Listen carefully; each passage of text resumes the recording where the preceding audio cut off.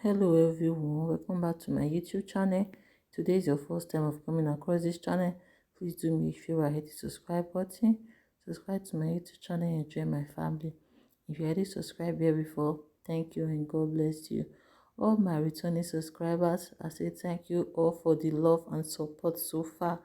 Thank you all for always coming back to watch my video. I really appreciate you all. So my people, wetin I come talk today na about this our sister Blessing CEO. Most of una go know this our beautiful sister Blessing CEO. If you be say you be that person wey be say you no know the name, maybe na the name o, maybe you fit know the person but you no know the name of the person as I call the name. Blessing CEO na that lady that time wey e carry one house that time come go stand put come say na the house na im own. That video wey go viral about Latin class year, that video go viral. Many people come take that video. So my people, that our sister he come out today come post one picture, come post one house, one beautiful house like that. He come write for the comment say everything wey he want make man buy for am na him dey buy am for himself. Say he don finally turn him audio to video. So say that video, say that house he go dedicate am to himself for December 21st. So make una no wish her congratulations yet. So for December 25 she go come outside come dedicate that house to herself. By then I go come start to dey wish her congratulations. So my people, as I see that video, I come see I need to carry am come for now. Una come see this video because as that issue happen that time, many people come dey talk about the issue. Many people come dey carry the video. Even as the video don pass, many people come to dey talk the issue. They say the girl dey do this thing, the girl na scam e be, e dey live fake life. Many things, many people come dey talk am, tell the girl many things that time.